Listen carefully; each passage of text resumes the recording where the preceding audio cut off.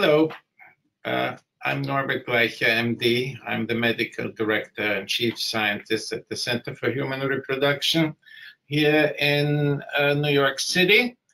I'm also the President of the Foundation for Reproductive Medicine, a guest investigator at Rockefeller University here in New York, and a Professor Adjunct at the Department of Obstetrics and Gynecology at Vienna University School of Medicine in Vienna, Austria, where I actually started my medical studies.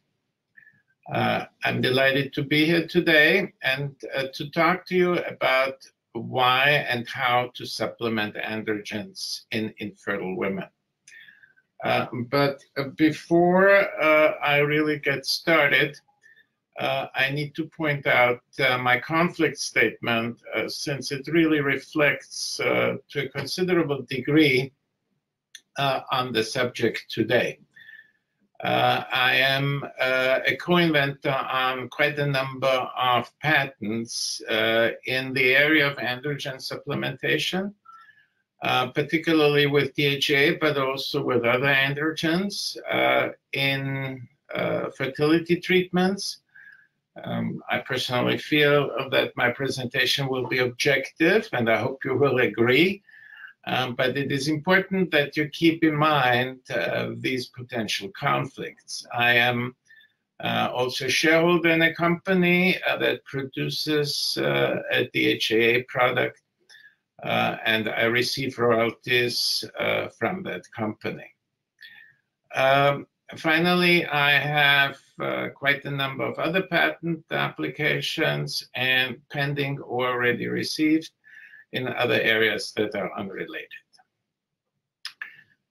Upon completion of today's webinar, anybody who is participating should be able to explain the rationale for androgen supplementation in selected women with infertility. Important to point out that androgen is obviously, like any other medication, not for everybody. You will hopefully be able to identify who to supplement and who not to supplement. You will know how to supplement with androgens correctly, because as I will show you, unfortunately, a lot of supplementation is done in incorrect ways. In other words, I will explain to you what not to do when it comes to androgen supplementation. And finally, we will conclude by telling you what your expectations should be for androgen supplementation. So androgen supplementation in fertility has remained a highly controversial issue. Indeed, there is not a single authoritative body like ASRM or ESHRE or any other society that has so far endorsed androgen supplementation in women with infertility. And that is actually quite curious because androgen supplementation has become widely used all over the world, and I will come back to that. Recent estimates indeed suggest that at least half of all IVF centers in the world currently utilize one or another form of androgen supplementation. From our own experience here at the Center for Human Reproduction in New York City, I can tell you that we have seen a dramatic shift. Our center is a last resort center. In other words, a large majority, over 90% of patients who come to us have previously failed IVF cycles elsewhere. And we have seen a dramatic shift over the last 5 years. While 5 years ago, less than 5% of our new patients came to us already being on androgen supplementation. And now over 60% of our new patients, by the time they arrive at our center, already have been on androgen supplementation. Therefore, a real dramatic increase in androgen supplementation seems obvious. The most disturbing finding, however, in all of this is that we find that over 70% of these women who come to us with a history of androgen supplementation really received androgen supplementation in very incorrect ways, and I will come back to that as well. So why the controversy? Why, if there's such a use for androgen, or such recognition that androgen supplementation may be helpful, why is it still so controversial? The principal reason is, or the principal reason given by those who claim that there is no evidence in support of androgen supplementation, that there are no well-designed prospective clinical trials that show effectiveness of androgen supplementation. And this is yet another point I will be coming back to in a moment, but this is a correct argument.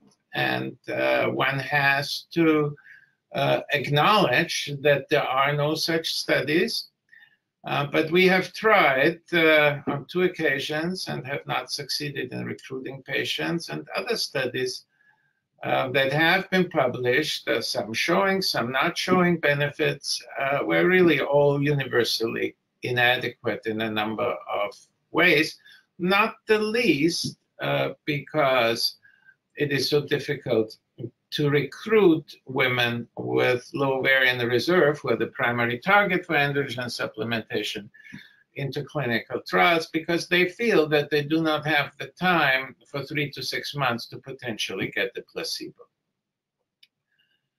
But that is not the only reason why this has remained such a controversial issue. Another very important reason, very frequently overlooked, is inappropriate patient selection. As I already stated, androgen supplementation is not for everybody. You obviously don't give aspirin for headache to somebody who doesn't have a headache.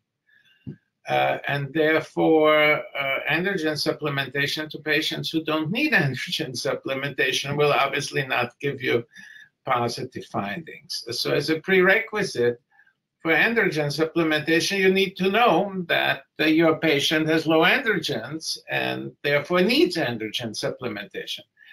And paradoxically, there was really no study that I am aware of that really monitored androgen levels in patients who received supplementation.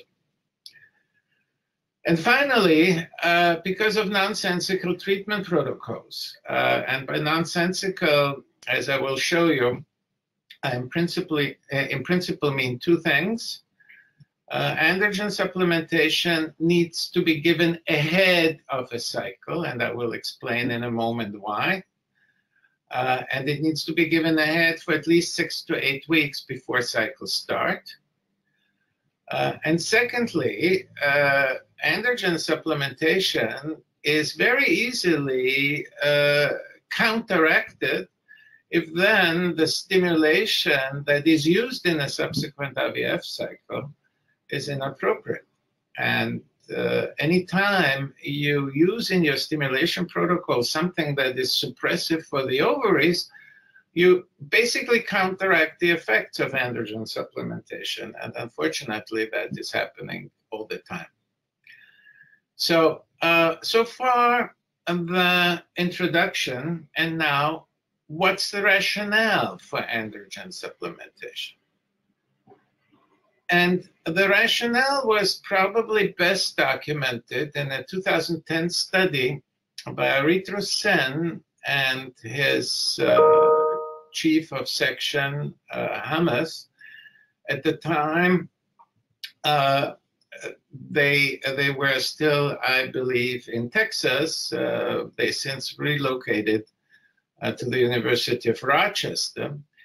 But what these 2 investigators demonstrated in mice through a beautifully designed androgen receptor knockout model, what effects androgens have on follicle maturation. And again, I'm pointing this out because it was the first time that we, and I believe the rest of the world, started to understand why androgens are really of such crucial importance in the follicular maturation process. And what these investigators showed here, one of the figures from their paper, is that when you look at ovaries that are negative for androgen receptor versus ovaries that are heterozygous for androgen receptors, you see a peculiar pattern of follicle growth. Primordial follicles, primary follicles, preantral follicles, antral follicles, and then mature follicles. And what you see, and all of this refers to the androgen receptor in granulosa cells that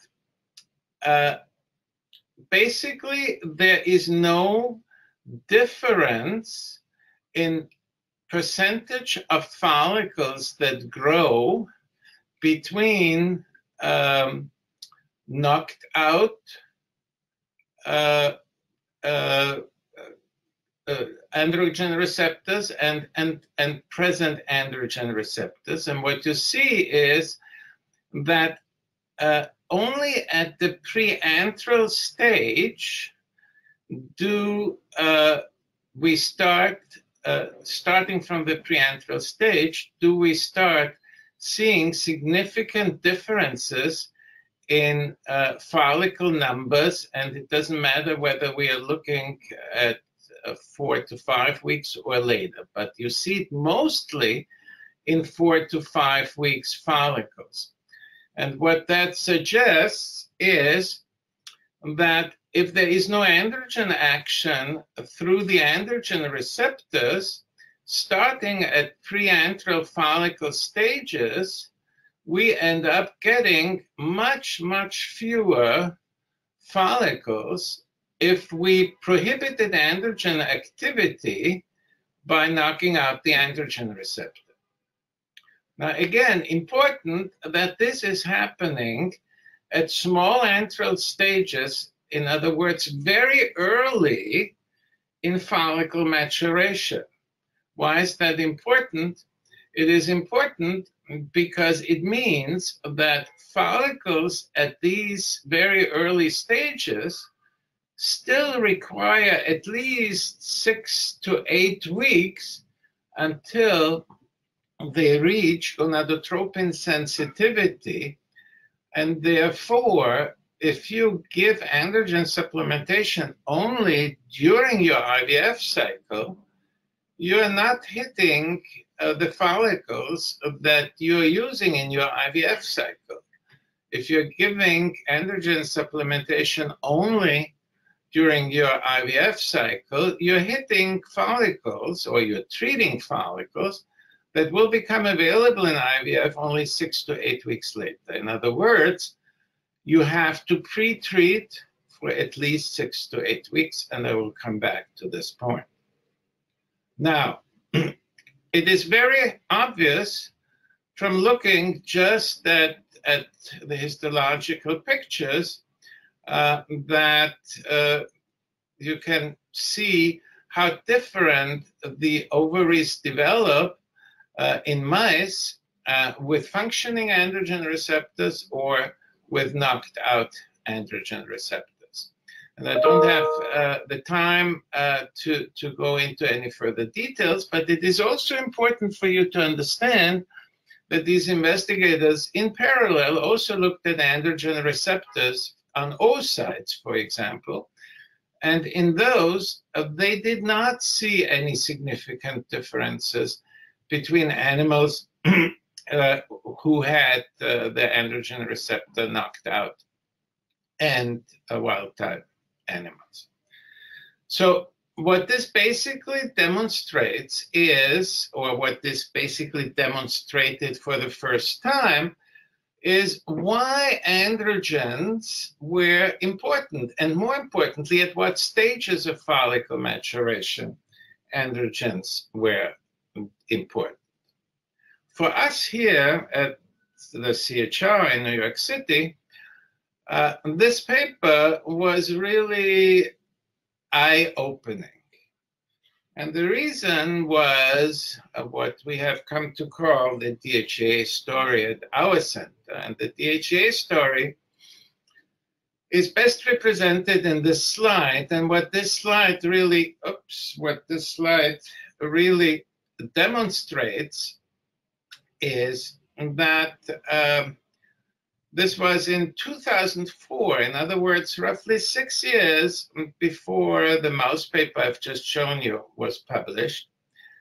In 2004, I had the opportunity in this office where I'm sitting right now to sit across from a then 42-year-old, very intelligent woman. She was a lawyer and a banker, who at age 42 plus wanted to freeze her eggs. And we, of course, were not in favor of that and strongly recommended against it, but she insisted on it. And so we did one cycle, more or less, to convince her that this didn't make sense. And as we expected, we got only one egg and one embryo that was frozen. At that point, we had another serious discussion, and I basically refused further treatment. But she really, literally begged on her knees for one more chance. And we gave her that one more chance, and the patient in the following months suddenly produced 3 eggs and 3 pretty good-looking embryos. And what you then see on this slide is that this patient, month after month, went through stimulations. We obviously couldn't refuse her anymore. And literally months after months produced more eggs and more embryos. Indeed, after her 6th consecutive cycle, where she had produced 13 eggs and 9 beautiful embryos, by now at age 43 already, she came smiling into my office and she said, "Dr. Gleicher, I have to tell you a secret." We, of course, by that point, were scratching our heads what was going on with this patient. The secret was that she had started taking DHEA at that point. And she had started taking DHEA because I had told her we would not do another cycle after her 2nd cycle unless she produced more eggs and embryos. And so she had gone to the literature, and she had discovered quite a number of papers that had alleged improved egg numbers following certain remedies. The only drug she could put her hands on without telling us was DHEA, because in the US, for peculiar legal reasons, it's considered a food supplement, and therefore it's available without prescription. So the reason she started DHEA and not one of the other medications that she had discovered as a potential enhancing agents, the only reason she took DHEA was because she could do that without getting a prescription from us. And you can see what happened afterwards. And we indeed, in those last cycles, had to restrict her stimulation because she had developed classical PCOS-like ovaries. And we were actually concerned about hyperstimulation because she produced as many as 18 eggs in her 8th cycle. So this is how the DHEA story started at our center, and we immediately tried to do a prospectively randomized study, but couldn't recruit. And we then also moved the financing for this study to European colleagues who claimed that they would be able to do that, but they also couldn't recruit. And so we had to rely on studies of lower evidence levels, and they were usually matched control studies between patients on and off DHEA, which in those early days where we did not yet give everybody at advanced ages DHEA supplementation, these kind of studies were possible. And I don't have the time to go into the detail of all of these studies, but I will show you at the end the references. But what we showed in those studies, all controlled, though not prospectively randomized, that DHEA appears to improve egg and embryo numbers in patients with low ovarian reserve, seems to improve egg and embryo quality, improved spontaneous pregnancy rates, meaning pregnancies while patients were just taking DHEA for 6 to 8 weeks, we suddenly started seeing spontaneous pregnancies in patients who you would have never expected it, and in surprisingly reasonable numbers. We saw statistically improved IVF pregnancy rates. We obviously saw improvement in time to conception. And all of this also obviously improves cumulative pregnancy rates. And those are references, as you can see, between 2000 and 2007. We published quite a number of papers on this subject. Now, this slide demonstrates the effect of DHEA over time on AMH levels. This representing older patients, this representing younger patients, and the middle line combining both. And you can clearly see that over time, DHEA improved AMH measurement. It did not show the same thing for FSH. And for many reasons, that should not surprise, not the least because FSH is obviously dependent on quite a number of other agents, not the least estradiol levels.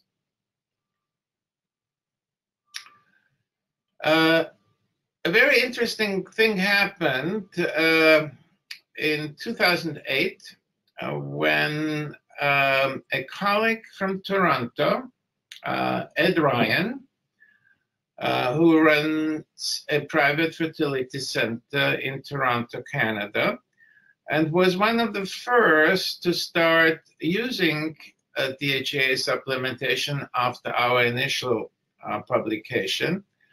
He suddenly sent me the dump of all of his data of DHEA supplementation over a number of years. And we combined our data, and this was, as I said, in 2008. And what we were able to show in the combined data that patients who received DHEA, in comparison to the national US rate reported to the CDC, starting at age 35, had significantly lower miscarriage rates, suggesting that DHEA reduces miscarriage rates. And the decline in miscarriage rates dramatically increased in relative percentages starting from age 35 into older ages. And the decline was so remarkable that we concluded that the only possible explanation for that could be that there was a negative, or I should say a positive, a declining effect on miscarriages due to improvements in aneuploidy rate. And so we looked in those days with old-fashioned FISH methods, also published in 2010, and indeed were able to show that apparently DHEA supplementation really significantly reduced the number of aneuploid embryos. Again, in those days, those data were based on day 3 biopsies. Now, I showed you initially as a rationale for androgen supplementation the remarkable work of Sen and his then boss. And after their paper appeared, we made contact with them, and it was the beginning of a very fruitful and still ongoing collaboration between our laboratories. And what basically started happening is that erythrosin in the mouse kind of repeated the experiments that we had witnessed in vivo in our patients. And what you see here is, again, going back into the mouse, antral follicle count. You have here the percentage of follicles just with pure FSH stimulation, and those apropos were older mice. Here you have what happened to the follicle count with FSH and DHEA stimulation. And then we blocked androgen with an anti-androgen flutamide, and you can see that that reduced the follicle count once again. In other words, this was while Aritro did his initial experiments with testosterone, this was in the same mouse model, a repeat of what we had done by this point for 4 or 5 years in our patients in an in vivo situation, confirming what we expected. And so what this led to is our understanding that testosterone was really crucial at the granulosa level, a granulosa cell level, and the granulosa cells obviously provide the nutrition or the nutritional support to maturing oocytes in the follicle, and that this process mostly happens through the androgen receptor, and it leads through androgen synergism with FSH to improved sensitivity towards FSH. AMH expression increases, which also may have an effect on recruitment because AMH is obviously involved in recruitment, and follicular survival. As a consequence, we're getting more eggs during IVF, and probably more importantly, better quality eggs. As I already mentioned, we tried twice to do prospectively randomized studies. Twice we failed because of inability to perform, to obtain appropriate patient numbers. We simply couldn't recruit enough patients, and neither could our European colleagues. That doesn't mean that there are no studies in the literature. Wise et al. From Israel also in 2010 reported the prospectively randomized study claiming improvement in outcomes in live birth rates. But when you look at the numbers, they're really not to be taken seriously, because with 17 and 16 controls, any statistical claim has to be really considered kind of being a joke. So what can we do if you can't perform clinical trials? Well, there's obviously extensive data on this question in the literature, because roughly 95% of all medical practice, as we do it currently in all areas of medicine, is not based on clinical trials.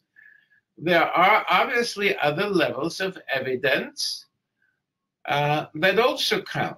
And if we cannot do clinical trial, which is obviously the highest level of evidence, then you go to lower levels of evidence. And they are not necessarily much inferior in many situations. What could they be? They could be animal experiments like the ones I've shown you that erythrosin has been performing for a long time in mice. But then you can go to larger animals. And this is one study of British colleagues who actually repeated everything I have shown you in the mouse and demonstrated by Aritero in the mouse. They repeated that in the sheep. And lo and behold, they kind of confirmed every single of the observations that we had made in human experience in the adult sheep. In other words, if you cannot do studies at the highest evidence levels, there's nothing wrong in doing studies at lower evidence levels. And then to ignore those is, in our opinion, not appropriate. And this is what has been happening from those who, up to this point, are representing the opinion that androgen supplementation really, that there's no evidence in support of androgen supplementation. Now, I made the point before that it doesn't make sense to give aspirin for headache to somebody who doesn't have headache. And the same applies here to androgens. Why are we giving androgens to older women or to women with low ovarian reserve? And I'm showing you this slide because what we did here is we looked at testosterone levels in women with physiological ovarian aging, meaning they were older than 40, or with premature ovarian aging, meaning those were younger women under 40, but they had diminished ovarian reserve beyond their age. And lo and behold, what we were able to demonstrate in this publication in Human Reproduction in 2013 was that both of these groups, whether due to aging or to premature aging, both demonstrated significantly lower testosterone levels. So those are the two main target groups. I will not talk about the rest of it because this paper also was the first one to give us a hint why it is that so many older patients or patients with premature ovarian aging have low androgen. I can tell you in summary, but without having the time to go into detail, that in most cases, this relates to the androgen production from the adrenals, not the ovarian androgen production. In other words, it is the adrenal androgen production that becomes insufficient. And that is paradoxically good news, because androgen is produced 50% in ovaries, 50% in adrenals, roughly. And if the androgen deficiency is ovarian, then that would mean that the ovaries are burned out. Supplementing those women would not be very helpful. But if the androgen supplementation is insufficient because of adrenal insufficiency in androgen production, the zona reticularis, then supplementation helps the ovarian microenvironment and the ovaries kick back in and produce better and more eggs. Just to show you this, what you see here is base and cycle start, and the white circles represent infertile patients who did conceive. The black circles represent infertile patients who did not conceive. And what you see both for total testosterone and for free testosterone is that the patients who conceived had actually at base, meaning before supplementation with DHEA, had lower testosterone levels than the ones that did not conceive, but they had much higher testosterone after after DHEA start. So the delta in testosterone improvement directly predicted who would and who would not conceive. And as I said, this applied both to total and free testosterone. So what do we know so far? We know that ovaries need good androgen levels to produce good quality and quantity of eggs. And we know that women with aging ovaries usually are hypoandrogenic, and therefore, if that hypoandrogenism is adrenal in origin, will benefit from androgen supplementation. And this is reflected in the physiology. When primordial follicles are recruited, they start developing FSH and androgen receptors as early as on primary follicles, more so in preantral, and peaking at early antral. And this is very much in parallel what I have shown you earlier in erythrosense mouse model. The same thing happens in the human ovary. And there is a feedback in granulosa cell that leads to the synergism between androgen and FSH. And just apropos, also IGF-1, meaning the active agent in human growth hormone supplementation, works at exactly the same points, and therefore, like androgen supplementation, human growth hormone supplementation doesn't make sense just during the IVF cycle. Because if we are effective at these early stages in supplementing androgens, we are only in one cycle. But look, it takes 3 cycles at least to reach dominance and sensitivity to gonadotropins. That's why we have to pre-treat, and why treatments just during IVF cycles for both androgens and, apropos, human growth hormone do not make much sense, even though, just on a side note, some recent data also suggests that androgens and human growth hormone may also have separate effects on the implantation process. So we are really treating these follicles here, and this has very important general meaning for infertility treatment, because for over 60 years since gonadotropin therapy was invented by Gemzell and Israeli investigators,